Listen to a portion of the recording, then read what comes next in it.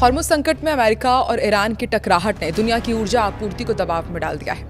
Iran समुद्री रास्ते पर अपना कंट्रोल बनाए रखने की कोशिश कर रहा है, जबकि अमेरिका नाकाबंदी और दबाव बढ़ा रहा है। इसी बीच सऊदी अरब, पाकिस्तान और तुर्की का नया रक्षा गठजोड़ चर्चा में है। आइए समझते हैं कि आखिर हॉर्मुज़ का असली विलन है कौन। नमस्कार, मैं हूं आकांक्षा और आप देख रहे हैं न्यूज़ 18 का डिजिटल प्लेटफॉर्म। हॉर्मुज़ की लहरों में फंसा संकट अब सिर्फ अमेरिका और ईरान की लड़ाई नहीं रह गया है। एक तरफ ईरान यहां पर अपना कंट्रोल बनाए रखने की कोशिश कर रहा है, तो दूसरी तरफ अमेरिका नाकाबंदी और दबाव के जरिए तेहरान को झुकाना चाहता है। इसी बीच सऊदी अरब, पाकिस्तान और तुर्की ने 7 अगस्त को मक्का में साझा रक्षा समझौता कर नया क्षेत्रीय सुरक्षा समीकरण खड़ा कर दिया है, जिसे इस्लामिक नाटो भी कहा जा रहा है। लेकिन सवाल यही है, इतने बड़े क्षेत्रीय संकट के बीच ये नया गठजोड़ समुद्री रास्तों की सुरक्षा में कितना खरा उतरेगा। अब खतरा हॉर्मुज़ से आगे लाल सागर के बाब अल मंडेब तक जा पहुंचा है, जिसने पूरी तस्वीर को और खतरनाक बना दिया है। दरअसल जुलाई में एक रिपोर्ट सामने आई थी कि ईरान ने हूथियों से कहा था कि अगर अमेरिका उसके ऊर्जा ढांचे पर हमला करता है तो बाब अल मंडेब को बंद करने के लिए तैयार रहे। बाद में हूथियों ने कई जहाजों को निशाना बनाया। सबसे पहले समझिए कि हॉर्मुज़ इतना बड़ा मुद्दा क्यों है। देखिए, हम सभी जानते हैं कि हॉर्मुज़ दुनिया के सबसे अहम ऊर्जा मार्गों में से एक है।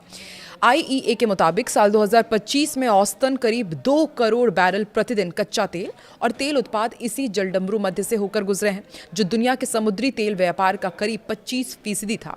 LNG का भी करीब 20% वैश्विक कारोबार इसी रास्ते से जुड़ा हुआ है। युद्ध शुरू होने के बाद इसका असर सीधे वैश्विक तेल बाजार पर पड़ा। IEA ने मार्च में अपने इतिहास का सबसे बड़ा आपात तेल भंडार जारी करने का फैसला किया था, 40 करोड़ बैरल। अगस्त तक एजेंसी साफ चेतावनी दे रही थी कि वैश्विक तेल भंडार तेजी से घट रहे हैं और साल 2026 में वैश्विक तेल आपूर्ति में बड़ी गिरावट की आशंका है। यानी हॉर्मुज़ में तनाव का मतलब सिर्फ खाड़ी में खड़ी जहाज नहीं है, बल्कि दुनिया भर में पेट्रोल, डीजल और ऊर्जा की कीमतों पर दबाव भी है।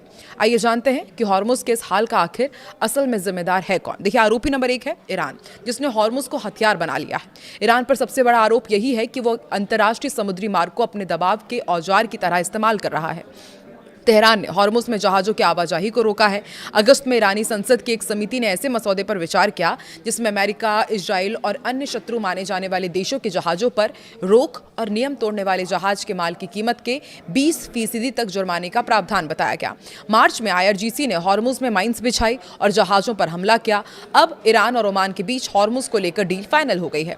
दोनों देशों ने जहाज़ों के आने जाने के लिए निर्धारित मार्गों पर सहमति बनाई है। हालांकि तकनीकी बातचीत और औपचारिक समझौता भी बाकी है, लेकिन इसका मतलब ये नहीं है कि हॉर्मुज़ सामान्य आवाजाही के लिए पूरी तरह खुल गया है। यही ईरान की सबसे बड़ी ताकत भी है कि जलमार्ग को खोलने का सवाल खुद एक सौदेबाजी की चाबी बन गया है। आरोपी नंबर 2 है अमेरिका, जिसने दबाव को बढ़ा दिया। लेकिन पूरी कहानी का दोष सिर्फ ईरान पर डालना भी आसान नहीं है। अमेरिका ने जुलाई में ईरान पर अपनी नौसैनिक नाकाबंदी की, फिर से उसे लागू करने की घोषणा की। राष्ट्रपति डोनाल्ड ट्रंप ने यहां तक कहा था कि अमेरिका हॉर्मुज़ में आने वाले माल पर 20% शुल्क वसूल सकता है। बाद में उन्होंने इस प्लान को व्यापार और निवेश समझौते से बदलने की बात कही। यानी एक तरफ ईरान कहता है कि हॉर्मुज़ पर उसकी शर्तें चलेंगी, दूसरी तरफ अमेरिका भी यही कहता है कि तेहरान को अकेले इस जलमार्ग का नियंत्रण तय करने नहीं दिया जाएगा। यहीं से संकट और उलझ जाता है। एक पक्ष ये कहता है कि मेरे नियम चलेंगे, दूसरा कहता है कि तुम्हारे नियम नहीं चलेंगे। जो तीसरा विलेन इसमें माना जा रहा है, यह है नया इस्लामिक नाटो। अब कहानी में एक नया पात्र भी जुड़ गया है। देखिए, सऊदी अरब, पाकिस्तान और तुर्की का मक्का संयुक्त रक्षा समझौता। 7 अगस्त को दरअसल तीनों देशों ने एक समझौता किया, जिसके तहत किसी एक पर हमला सभी के खिलाफ हमला माना जाएगा। तुर्की के विदेश मंत्री हैं हाकान फिदान, उन्होंने भी इसकी तुलना नाटो के सामूहिक रक्षा सिद्धांत से की। हालांकि तीनों देशों ने इसे किसी खास देश के खिलाफ गठजोड़ नहीं बताया। इससे इस्लामिक नाटो कहना आकर्षक जरूर है, लेकिन अभी इसके नाटो की तरह इसे मानना जल्दबाजी होगी। समझौते के वास्तविक सैन्य ढांचे और जमीन पर संयुक्त कार्रवाई की क्षमता भी तय होनी है।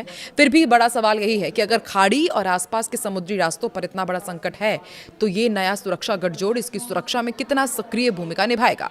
इस संगठन ने अभी भी हॉर्मुज़ पर कोई ठोस साझा सैन्य हस्तक्षेप नहीं किया है।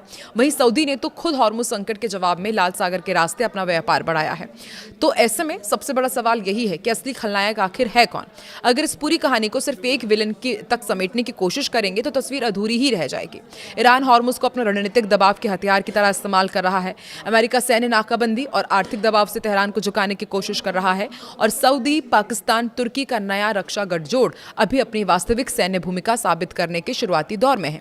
ऊपर से हूती विद्रोहियों का मोर्चा अलग खुला हुआ है, यानी दुनिया के नक्शे पर इस वक्त समुद्र के दो सक्रिय रास्तों यानी कि राहु और केतु की तरह वैश्विक ऊर्जा और व्यापार पर खतरा मंडरा रहा है। इसकी कीमत किसी एक देश को नहीं चुकानी पड़ रही है। तेल भंडार घट रहे हैं, आपूर्ति में कमी हो रही है और युद्ध लंबा खिंचने पर पूरी दुनिया की अर्थव्यवस्था पर दबाव पड़ रहा है। IEA ने अगस्त में अनुमान लगाया है कि साल 2026 में वैश्विक तेल आपूर्ति में 4.3 मिलियन बैरल प्रतिदिन की गिरावट हो सकती है। ईरान के साथ समझौते की अमेरिकी कोशिशों से उसके कुछ खाड़ी सहयोगी निराश हैं। दरअसल द वॉशिंगटन पोस्ट की एक रिपोर्ट के मुताबिक इन दोषों को लग रहा है कि लंबे समय से बातचीत चलने के बावजूद अमेरिका और ईरान के बीच अब तक कोई पक्का समझौता नहीं हो पाया है। ईरानी राष्ट्रपति मसूद पेजेश्कियान ने भी आरोप लगाया कि अमेरिका और इजराइल खाड़ी देशों को ईरान के खिलाफ करने की कोशिश कर रहे हैं। ईरानी सरकारी टीवी से बातचीत में उन्होंने कहा कि दोनों देश ईरान की अंदरूनी समस्याओं का फायदा उठा रहे हैं और उन्होंने पड़ोसी खाड़ी देशों के साथ रिश्ते मजबूत करने पर भी जोर दिया। हालांकि व्हाइट हाउस ने खाड़ी देशों के ट्रंप से नाराज होने की खबरों को खारिज किया है। एक अमेरिकी अधिकारी ने कहा कि ट्रंप के खाड़ी देशों के नेताओं के साथ अच्छे रिश्ते हैं और युद्ध शुरू होने के बाद से अमेरिका लगातार उनके संपर्क में है। अमेरिका और ईरान की बातचीत में हॉर्मुज़ स्ट्रेट अहम मुद्दा बना हुआ है। दरअसल ट्रंप ये चाहते हैं कि हॉर्मुज़ स्ट्रेट तुरंत और पूरी तरह खोल दिया जाए।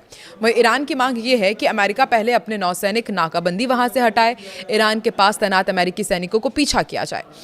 ईरानी विदेश मंत्री अब्बास अराक्ची ने कहा है कि ईरान और ओमान के बीच हॉर्मुज़ को लेकर बातचीत चल रही है। इसमें समुद्र में जहाज़ों के लिए रास्ता तय करने जैसे तकनीकी मुद्दों पर चर्चा हो रही है। उन्होंने ये भी साफ किया कि ये बातचीत अमेरिका के साथ चल रही बातचीत से अलग है। तो आपको क्या लगता है, ईरान और ओमान क्या एक पेज पर आ पाएंगे हॉर्मुज़ में जहाज़ों की आवाजाही को लेकर? और जिस तरह से पेच फंसा हुआ है अमेरिका, ईरान और अब इस्लामिक नाटो देशों के बीच, क्या होने वाला है हॉर्मुज़ में? आपको क्या लगता है, ये रास्ता खुल भी पाएगा या फिर इसी तरह प्रेशर पॉलिटिक्स के चलते आम जनता इसका खामियाजा भुगतेगी? कमेंट सेक्शन में जरूर अपनी प्रतिक्रिया दें।